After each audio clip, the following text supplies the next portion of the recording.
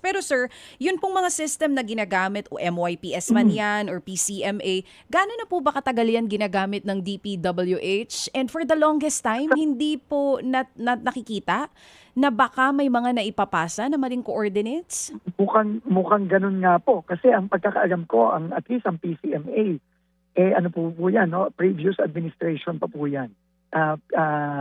Kinabit, no? In-install. Okay, kinabit at So ano in-install. po talaga, in fact, marami din pong mga reklamo pati sa mga LGUs at mga provincial governors, no, na mali-mali din po yung naibibigay sa kanilang coordinates kasi pagpunta nila doon, wala. Okay, last admin po ito ginamit. Pero prior to that, ano po bang sistema ang ginagamit natin? Mas okay po ba iyon kumpara dito sa parang Hindi ko mahirap po masasabi i-check? kasi nung panahon pong yun, mano-mano eh. So, alam nyo, ang sistema naman po, generally maayos dapat yan, no?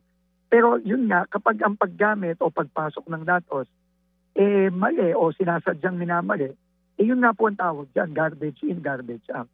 Okay. So, kailangan po talaga yung buong proseso ang repasuhin at i-review at ayusin. Tsaka may problema tayo doon sa nagpapasok ng data. So may mga Tama tao po yan. doon sa planning ang iniimbestigahan nyo na rin po ngayon. Hindi lang po sa planning, kundi pati po yung mga project engineer kasi nag-originate po yan sa field sa project engineering personnel from the region papunta sa district engineering offices.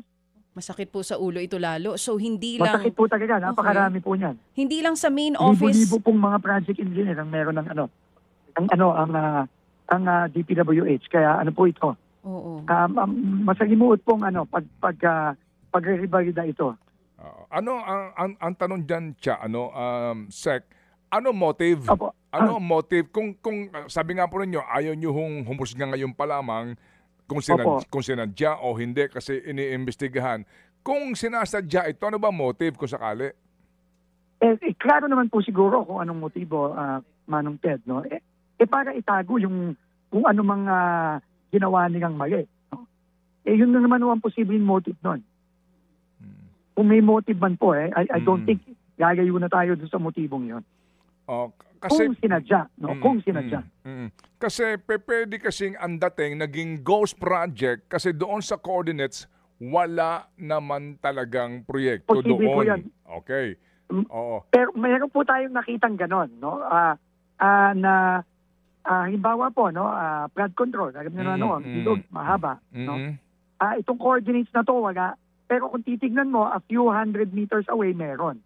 So ang sinasabi nila, yun po yung project na yun, nagkamali lang ang coordinates. So pero yun pa rin, kailangan din nating i-validate yun. Kasi kailangan, same project ID ba yan? Same contractor ba yan? No, same dates ba yan? No? So yun po ay kailangan i-validate. Pero meron pong ganon, tama po kayo doon. Sige, so kanin nyo nag-iimbestiga po, sino ho particular ang nag-iimbestiga dito para ho magkaalaman and the possible cases na maaaring isampa? Opo. Right now po, within DPWH, Undersecretary Ato Bisnar, former General Ato Bisnar, at kasama po niya dyan si General Asurin na sa ICI. Sila pong dalawa ang nag-lead ng investigation into the suspected ghost projects. No, kasama din po yung buong team na yan na itinalaga ng ICI. Pero ngayon po sa 2026 DPWH projects, paano na po yung mga grid locations po nito? Yung kanya pong mga coordinates kayo? Yan po, sinisigurado na natin. No? Very strict. At hindi lang po kami umaasa ngayon sa mga project engineers. Kung hindi, re-validate po yan ng regional at ng central office bago yan ipasok sa sistema. So, meron pong 3 validation process. No, yung project engineer, papasok niya, i-check yan ng region, i-check din po ng Technical Services Division ng DPWH Central.